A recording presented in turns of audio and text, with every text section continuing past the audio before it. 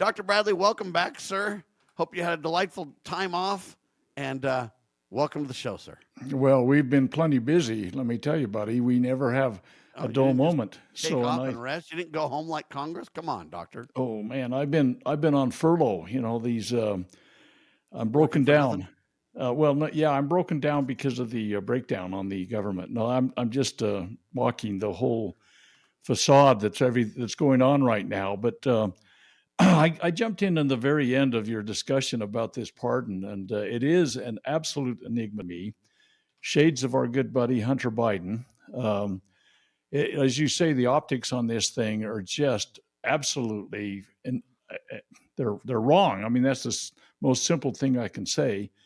And it seems like good buddies help good buddies out. Scratch my back, I'll scratch yours. And you say, why?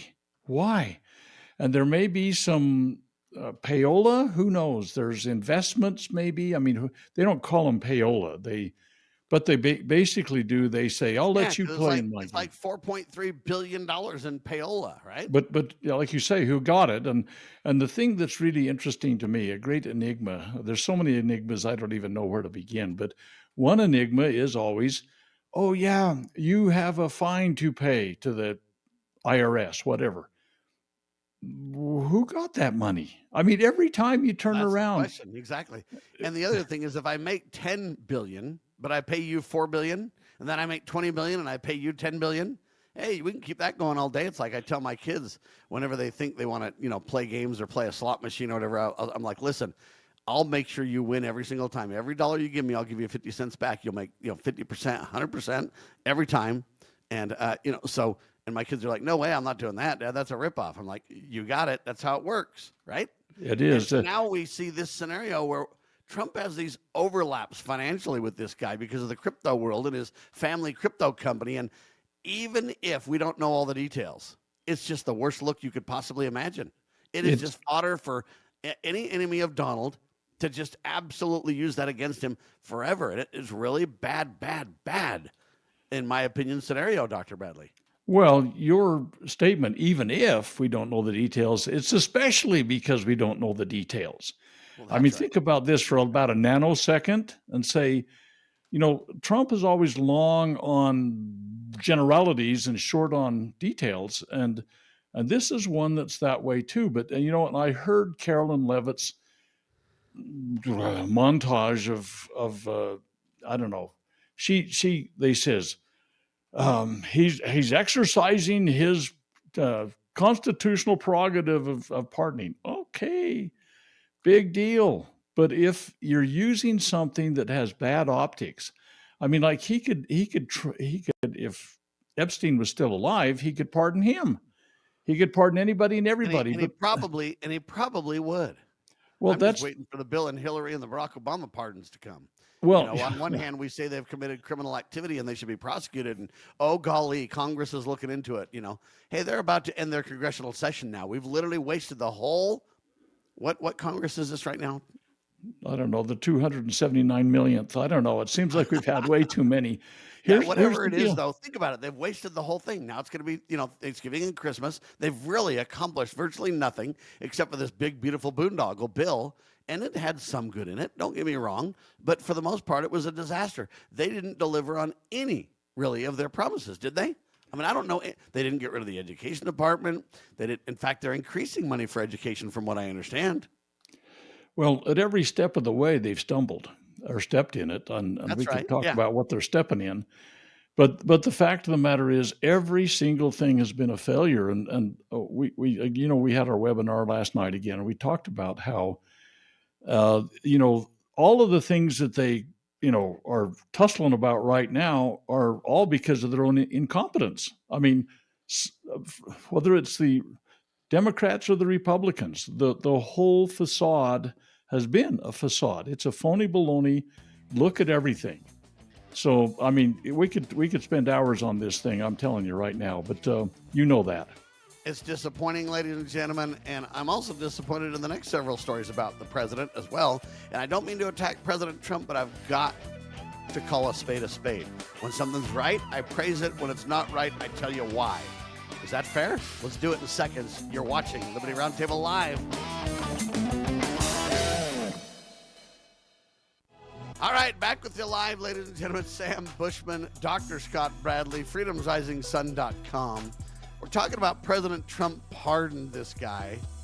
What is it? Chempeng Zhao? Is that how you say it, Dr. Bradley? I'm not even good at these names. You know, I got a kid that speaks Mandarin, but I sure don't. All right. Anyway, his company is the largest crypto exchange globally. He had to plead guilty, failing to maintain an anti-money laundering program, had to go to prison. Now, hey, Trump just pardoned the guy. Yeah, and they've got overlapping crypto benefits following his release. Zhao expressed gratitude towards Trump and said, hey, I'm going to be one of the leaders in making sure that, listen, U.S. crypto leadership. Now, do we really want this guy? I don't know if he's a communist Chinese guy or who this guy is, but he's a global crypto leader that got caught literally. Okay, now this guy's like, yeah, I'm gonna really double down and make sure that U.S. has crypto leadership. Do we need crypto leadership, Doctor? Is that what we need? You know what? I have grave doubts about that. I mean, that's kind of a very fluffy way to say it. There's been a pretty solid standard about what money was for millennia, literally. So to me, the supreme law of our land needs to provide the leadership, but it isn't crypto. It's constitutional currency. It's gold and silver. And I don't think we need to be the digital manipulators of the world. See, all crypto or all these digital currencies or all these fiat currencies is we try to control the world, beat people down with our money, prop people up with our money. We become the master manipulators using filthy lucre as our, agent provocateur. It's disaster, Doctor. We don't want global leadership and fake money. Is that what we want to be known for? I think we ought to be, you guys play with your fake money all day. We're going to stick with real constitutional currency because that's what our supreme law calls for. Am I crazy? Well, shades of Rothschilds. I mean, this really does smack of that whole program, that the Rothschilds have been manipulating and controlling economies for centuries. And literally, they have become the master mayhem of this whole thing where they're scurrilous at every turn. And the United States got involved in that, back in the 1800s with their agents here in America. And well, we don't need to review the debacle of money that's happened because we've allowed phony baloney private interests to control our economy. And you go back and look at the First National Bank and the nonsense that Andy Jackson had to go through to get that put to bed, and how it came back again in the early 1900s, and how we've lost 98% of our value of our dollar since they have been manipulating things. And the crypto thing's just another sleight of hand kind of thing. And I don't trust it for a nanosecond. This guy may be the chief manipulator of any kind of cryptocurrency, but Trump's in the middle of it, and everybody and their dog is coming up with these new trading schemes. And fine, let them go trade with each other. It's fine, but let's not base stuff in our economy upon stuff that's basically, in my opinion, it's the ultimate thing that can be manipulated. You talk about a central bank digital currency that would allow them to control every aspect of our currency, and by that, our money. Not only would they be able to control the value of it, but they could make differing values for different people. $1 for Sam is a lot less valuable than $1 for Scott because Sam's more egregious than Scott is, kind of a thing. This is disaster, people, and what we need to really realize is this. If you want to do crypto, or if you want to barter, you can do whatever you want to in that world. You should be free to do so and not molested or interrupted by your government in doing so. The government should say, we hold the line on honest money, on asset-based currency. We don't control the currency. We just simply regulate the value of thereof and make sure there's a level playing field and that we're all kind of sitting at the same table for consistency and all that kind of stuff. But other than that, the government doesn't really have a role. Right? The states and the general government have different responsibilities with honest money. Right, Doctor? Sam, just call me old-fashioned, but I'm going to refer back to the Constitution for just a moment. That's a good plan. One I like little that. tiny, just a comment or two, but if you go to Article 1, Section 8, Clause 5, Congress shall have power to coin money and regulate the value thereof. Okay, So the reason they have power to coin money is just so everybody understands, because you're creating a level playing field there. How many grains of silver equals what? How many, how do we, connect the dots and make sure that there's consistency in the money, right? And then regulate the value thereof. They have the ability to, hey, what does an ounce of silver, an ounce of gold, or whatever mean, right? So they're really just playing the role of level playing field here, right? what they did in the 1792 Coinage Act was they did exactly that. They said, this many grains of silver is a dollar. They defined a dollar in terms of silver, okay? And there was an interchange at the time they defined between gold and silver. It was somewhat arbitrary because they picked a number, 15 to 1, if I recall correctly, silver to gold.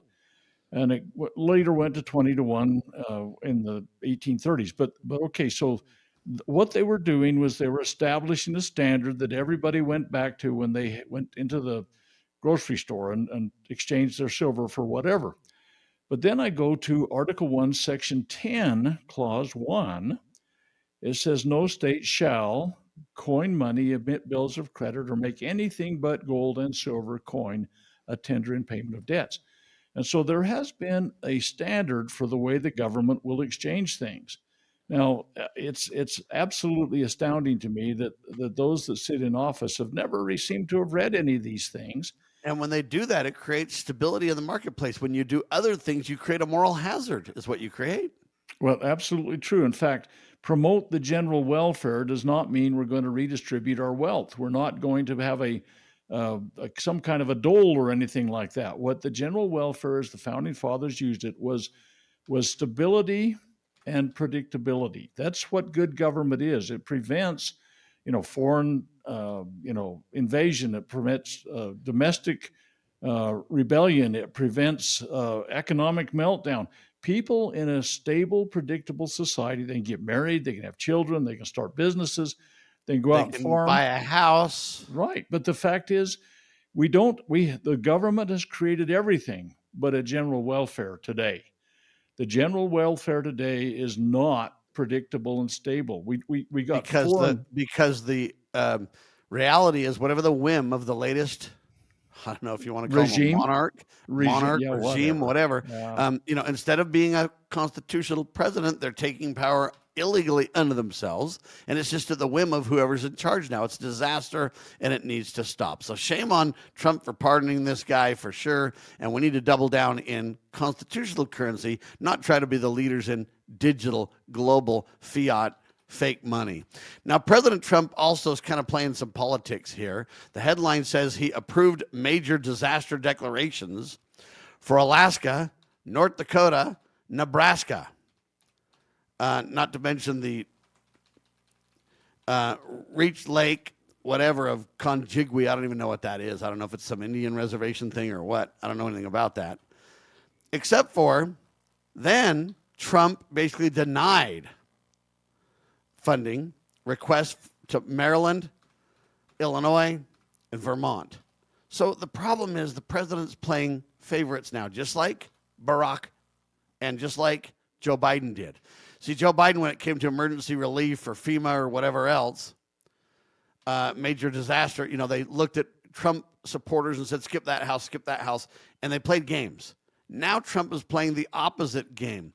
Why would we approve disasters for Alaska, North Dakota, Nebraska, but deny them for Maryland, Illinois, Vermont? It's all politically played. The approved declarations allow for FEMA financial assistance for, quote, public infrastructure, and in some cases, what they call survivor support. Trump, having won these states in previous elections, emphasized his victories on posts on social media. See, to me, I don't think you should be emphasizing your victories. I don't think that you should play games with politics on this. Furthermore, Trump has expressed intentions to reduce federal roles, encouraging states to assume more disaster responsibility. Now, on one hand, I think that's good, Doctor. I want the states to take more responsibility and the general government to get out of it. The problem is when you pick winners and losers, you're just playing partisan politics. And the problem is the Republicans are falling for it. They're like, yeah, we get our turn now. Finally, it's payback for these clowns doing this to us. We shouldn't stoop to their low. What we should simply say is there's no authority. Let me say that again. There's no authority for government to be giving anybody money anywhere for any disaster anytime. There's no constitutional authority. There's no delegated permission to spend money that way. Steal from my wallet to so-called deal with your favorite party's disasters and reject the other party's disasters. This is where I just part from Trump 100%, Doctor. There's no justification for this. Why are we spending this kind of money on any of these things? Well, you've covered it pretty well, I'd say. The fact of the matter is that it's red and it's blue. They think in this, kind of dynamic of two colors.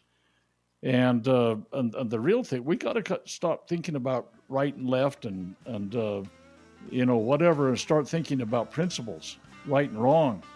And they are absolutely wrong in everything they're doing. The Democrats always were, and the Republicans had a stroke over it. But the Democrats are out of office now, so it's, like you say, payback time. And now the Republicans are doing exactly what they complained the Democrats didn't have authority to do. They also basically said, hey, you can't pick sides like that. How dare Lois Lerner do it? How dare the Democrats do it when they spy on Trump or spy on Republican congressmen and senators? How dare they? How dare? Now they're doing the exact same things in reverse. In fact, Trump's even starting up a new government program. Yeah, Trump's going to establish what's called the Beautifying Transportation Infrastructure Council. Are you kidding me? He doesn't have authority. We'll talk about it. You're watching Liberty Roundtable Live.